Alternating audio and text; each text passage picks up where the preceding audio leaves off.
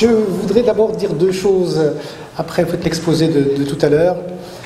La première, il risque d'y avoir quelques répétitions, mais comme le sujet est vaste, je pense que les différents panélistes se sont croisés un peu dans cet espace d'innovation.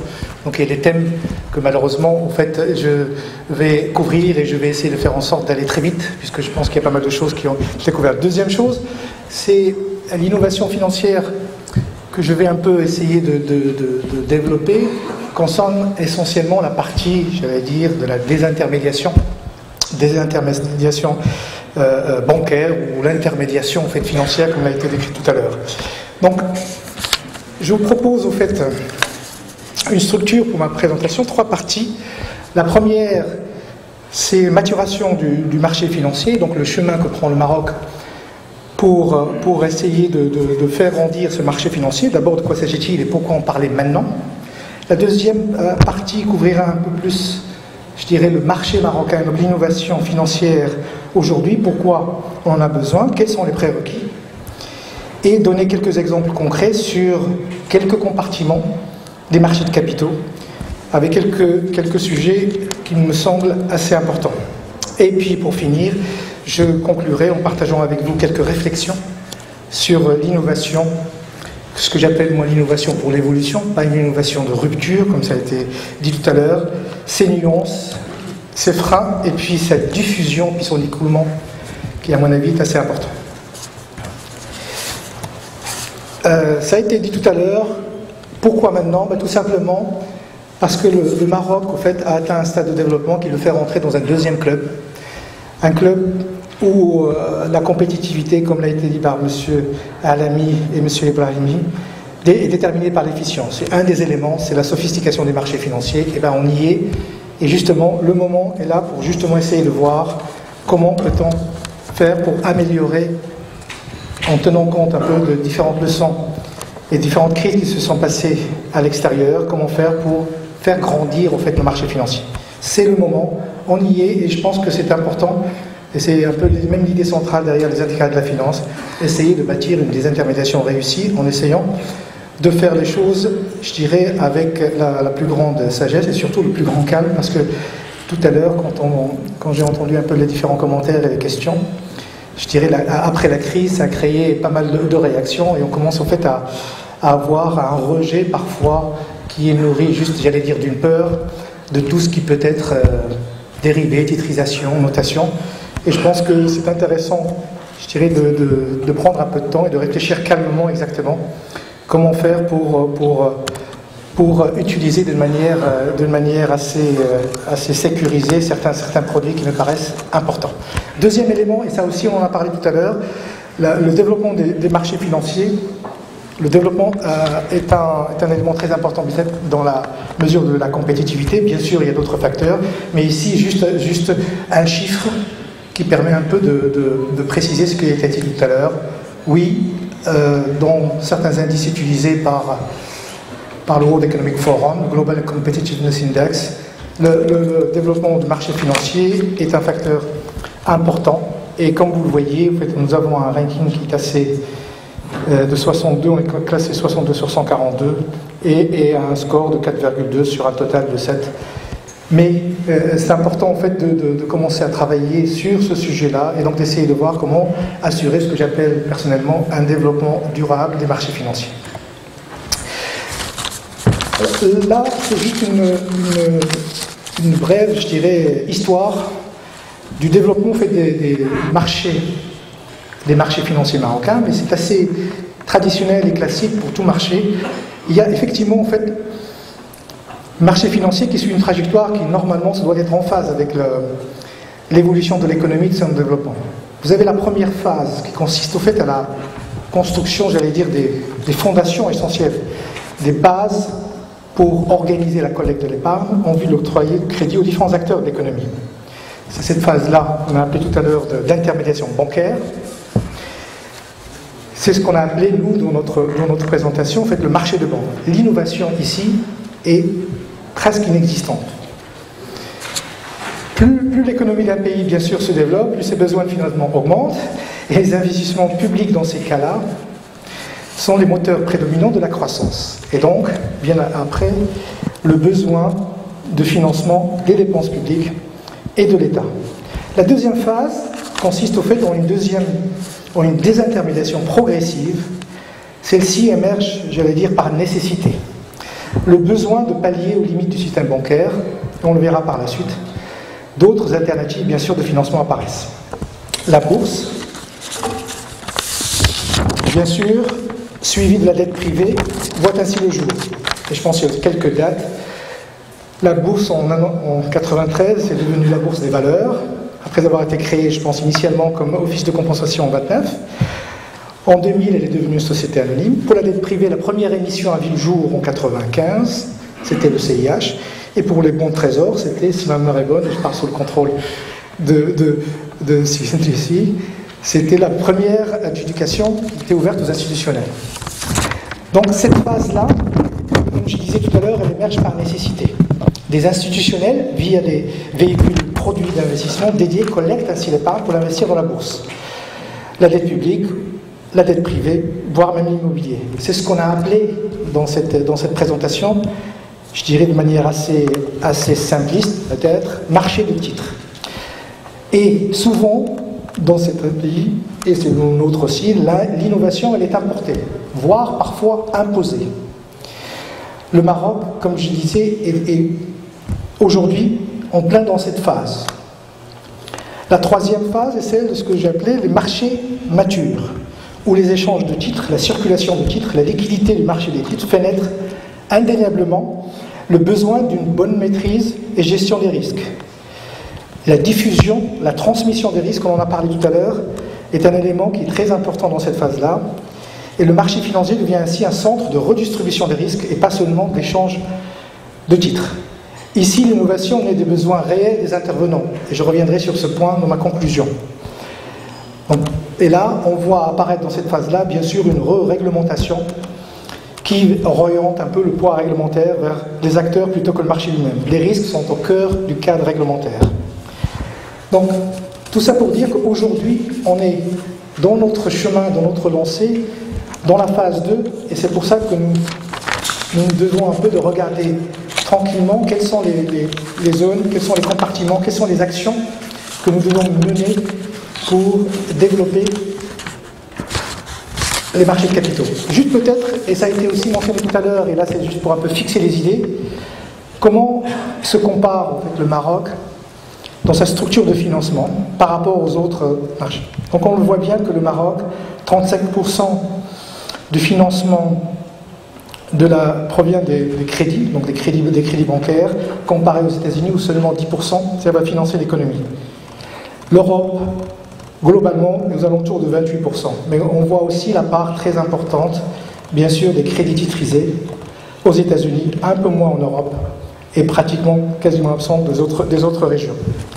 Donc il y a bien sûr le niveau de développement et éléments dans cette diversification des sources de financement. On en a parlé tout à l'heure, bien sûr on commence à financer le développement d'une économie par du crédit, et très vite on atteint des limites, et ces limites on en parlera tout à l'heure pour ce qui concerne le Maroc.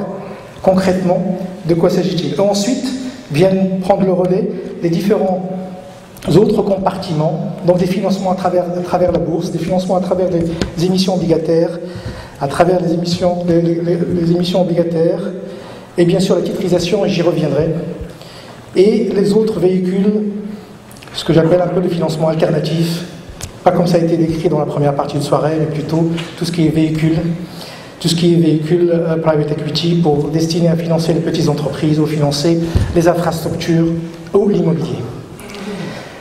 L'économie au Maroc, elle a connu un très fort développement ces 10 dernières années et nous espérons en fait, que ce développement se poursuit. Et pour ce faire, nous avons absolument besoin d'assurer un développement de nos marchés de capitaux. Et pour cela, il est très important d'essayer de réfléchir par compartiment quelles sont les actions à entreprendre, tout en tirant les leçons de ce qui s'est passé dans les autres économies développées. Alors pour aller plus loin un peu dans la précision de la situation aujourd'hui et donc de ce que j'appelle moi l'urgence d'essayer d'agir un peu dans ces marchés de capitaux pour essayer de savoir pourquoi, comment et à quelle vitesse on doit les développer. D'abord quelques chiffres. D'abord, il y a un besoin, comme je disais tout à l'heure, de diversifier les instruments financiers. D'abord, l'épargne. Grosso modo, donc vous allez m'excuser, les chiffres ne sont peut-être pas très très précis, mais ça donne un ordre de grandeur. On parle de 1300 milliards de dirhams. Une partie, donc les dépôts qui, à travers le système bancaire, vont servir les crédits.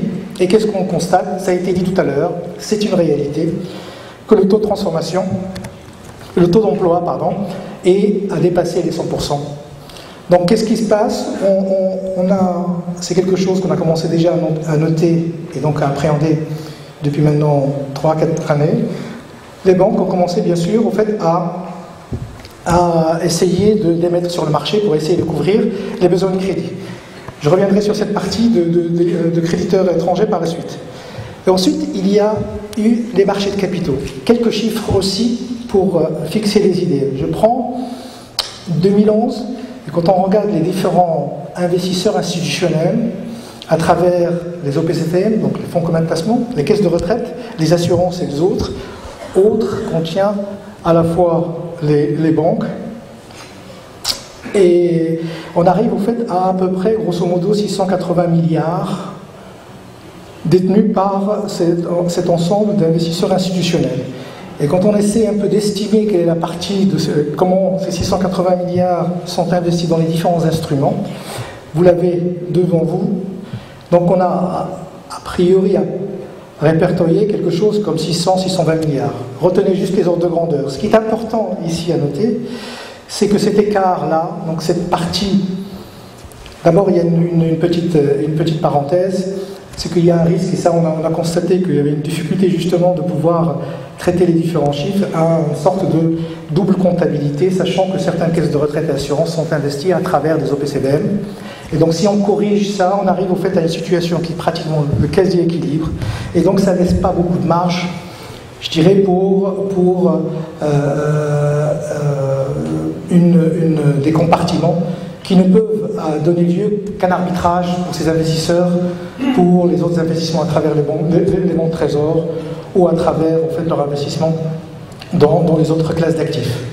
Donc la solution, quand on arrive au fait, à des situations comme ça en termes de taux d'emploi, dépôt-crédit, en termes de situation des marchés de capitaux où nous n'avons pas beaucoup de marge pour accueillir d'autres véhicules d'investissement, la solution, bien sûr, c'est d'un côté en fait, un appel aux prêteurs, j'allais dire aux bailleurs de fonds, et d'un côté, c'est bien sûr les banques de développement, de l'autre côté, c'est les banques commerciales traditionnelles qui peuvent intervenir dans les différents financements en fait, de projets.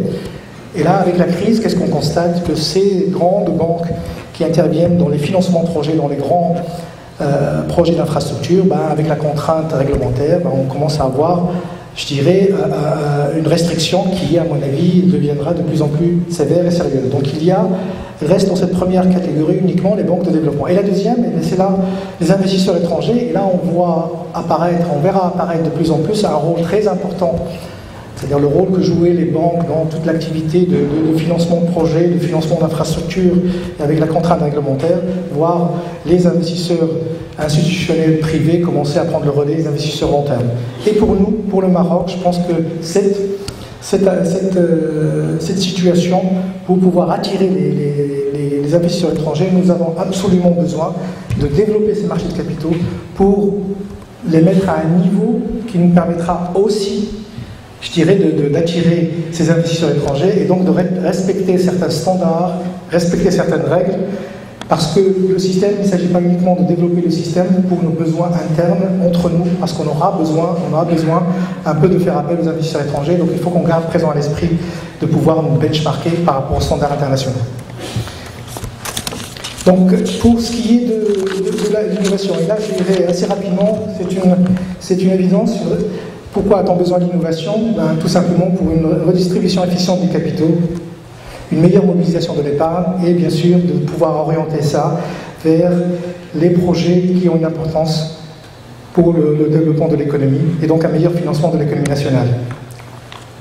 Les prérequis, et ça aussi j'irai assez vite, ça a été dit tout à l'heure, il y a bien sûr le cadre réglementaire et législatif, et je pense que c'est très important d'avoir une réglementation souple et évolutive, et ça, j'y reviendrai peut-être à la fin, parce que c'est très important de ne pas tout encadrer, parce que quand on crée une rigidité, on finit par avoir une inaction. Donc je pense que c'est très important que dans notre évolution de la réglementation, on tient compte, et je pense que sur ce point-là, j'espère que tout le monde est d'accord dessus. Et puis, bien sûr, il y a la plateforme technologique, et M. Cogé en a parlé tout à l'heure longuement, donc je saute. Au point suivant, l'autre prérequis qui me paraît, moi, assez important, c'est le développement. Quand on parle de marché de capitaux, il y a le compartiment taux, et je pense que c'est très important pour développer au fait, le marché taux, d'avoir en fait, un marché efficient de la dette souveraine, parce que c'est vraiment ce que j'appelle un peu l'épine dorsale des marchés de capitaux. Et donc sa bonne gestion, elle est indispensable au fait, au développement durable, parce que quand on a un marché monétaire et un marché de trésor robuste, on peut après, à partir de là, construire une courbe des taux, on peut avoir un marché à terme, on peut avoir des produits que je décrivais tout à l'heure, par exemple les swaps, et on est sûr, a priori, qu'avec une construction comme ça, on arrive en fait, à assurer un certain équilibre et éviter, je dirais, les fragilités que je trouve parfois évidentes dès le départ si on n'arrive pas à assurer une robustesse de ce que j'appelle l'épine centrale. Bon, aussi, là aussi, ça a été dit tout à l'heure, mais rappel pour l'innovation sur le marché action, on a parlé beaucoup, et c'est quelque chose qui revient souvent en fait, ici, c'est la problématique de la liquidité en fait, de la bourse. Ici, je pense qu'il ne s'agit pas de trouver une martingale ou une solution unique qui permet de résoudre le problème. Je pense que c'est un faisceau d'action qu'il faut, à mon avis, mener concrètement pour pouvoir justement arriver à avoir, j'allais dire, une bonne liquidité du marché action. Bien sûr, il y a les règles qu'il s'agirait peut-être d'adapter ou à définir concernant le flottant ou la mise en place de vente à découvert. Mais moi, je soulignerai juste deux choses qui me paraissent importantes. Et tout à l'heure, en écoutant M. Cogé, quand il parlait du développement, de l'innovation dans l'asset management, et donc la création de différentes asset managers qui ont une approche différente, je pense que c'est quelque chose qui est très important pour notre marché, le fait d'avoir des investisseurs qui ne réagissent pas tous pareil.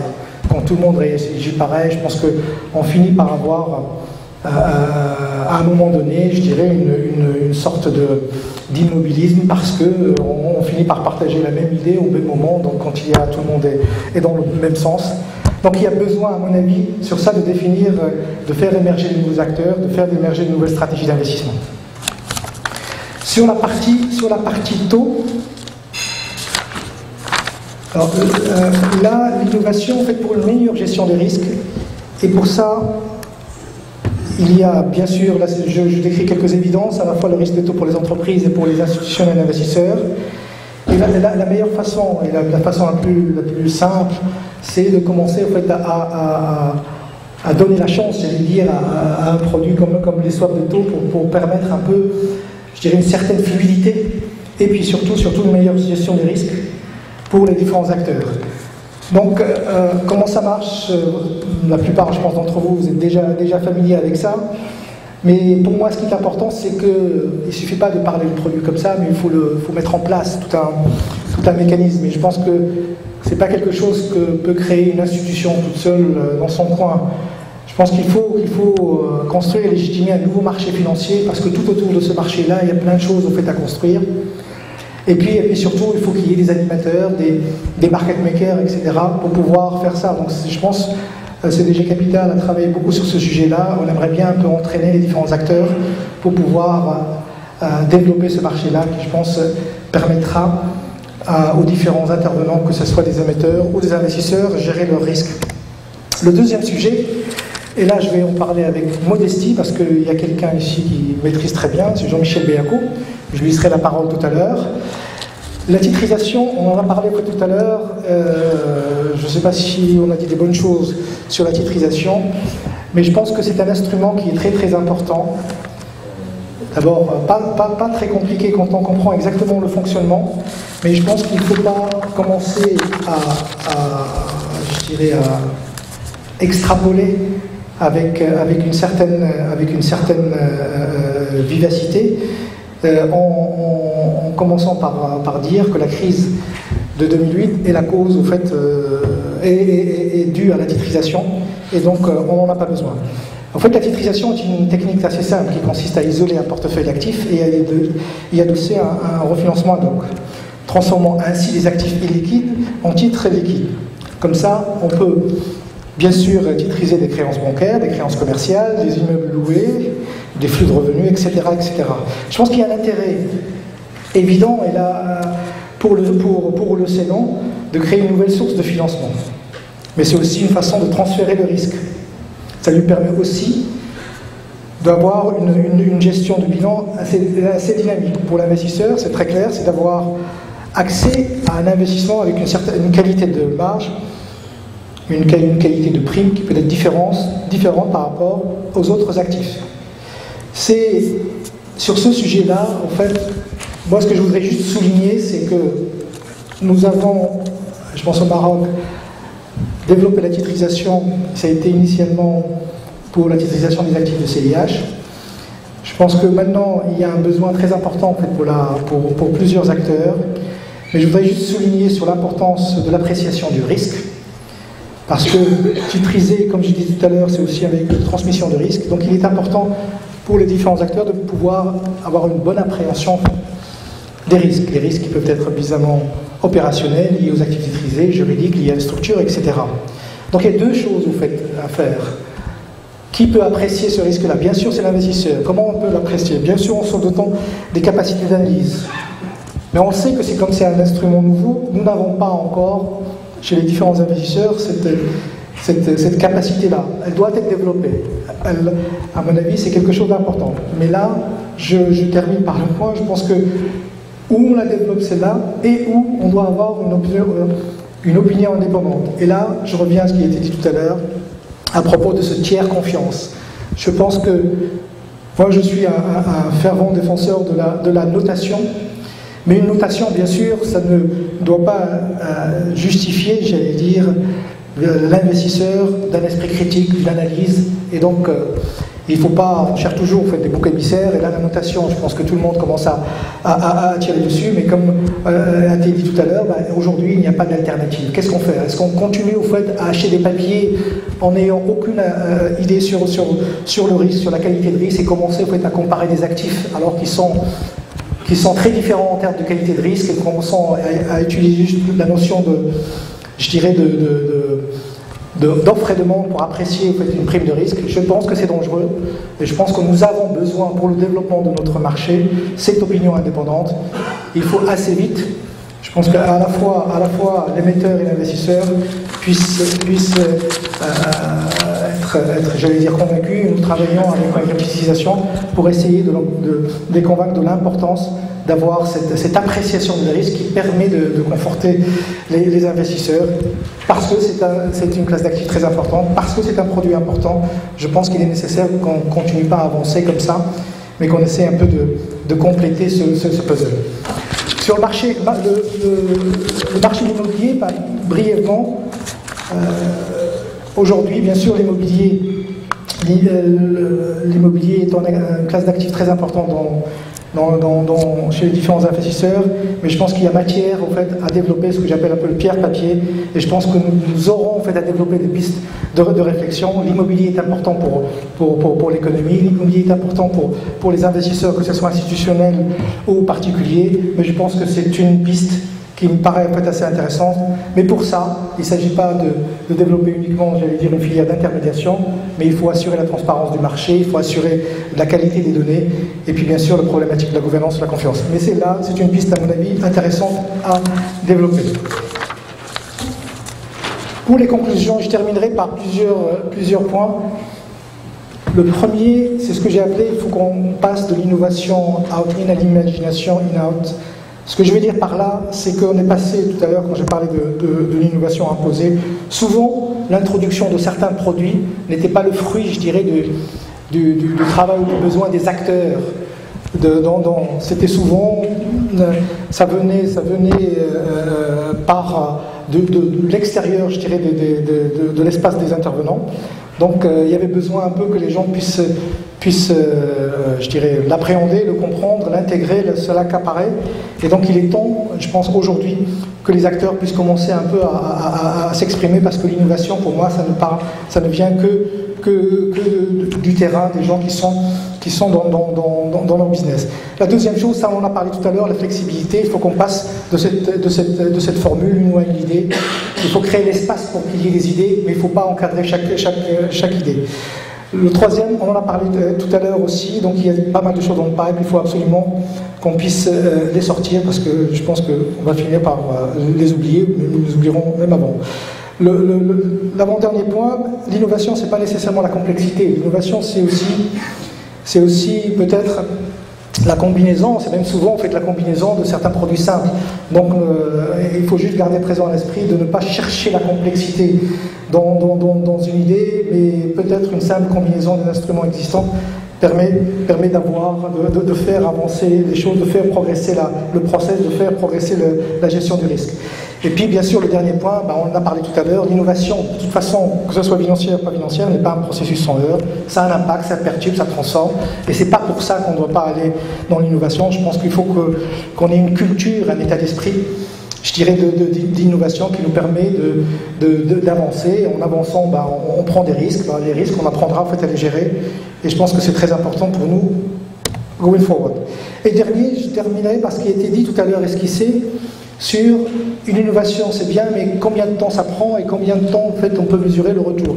Mais ça c'est assez classique, je dirais, que ce soit dans l'industrie ou dans la technologie, parce que de toute façon, toujours quand on a une innovation, on a toujours une population très faible au fait qui innove. Et puis après, il y a des suiveurs, et puis après il y a des gens qui attendent au fait que ça se passe, avant d'arriver de ne jamais arriver vers des gens qui n'auront jamais adopté l'innovation. Donc cette diffusion-là, c'est assez, j'allais dire, normal. Après, on essaie de s'assurer par tous les moyens d'essayer de faire adhérer le maximum de cette première population qui sont les adopteurs avant de commencer en fait, à les diffuser.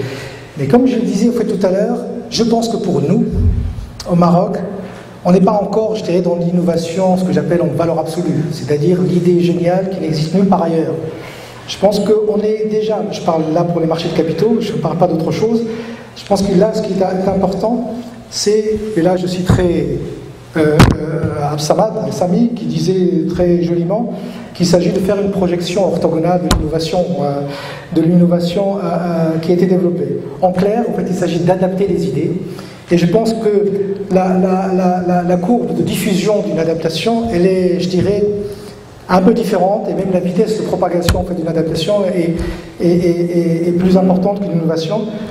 Et je pense que c'est pour ça que c'est très important pour nous, fait, au Maroc, d'avoir une assez bonne connaissance et de la partager, de la diffuser, de l'expliquer, des différents produits, solutions, mécanismes qu'on a pu voir se développer ici ou ailleurs, de les nourrir, de les downloader avec toutes les leçons qu'on peut en tirer, pour pouvoir après les mettre en œuvre de manière efficace.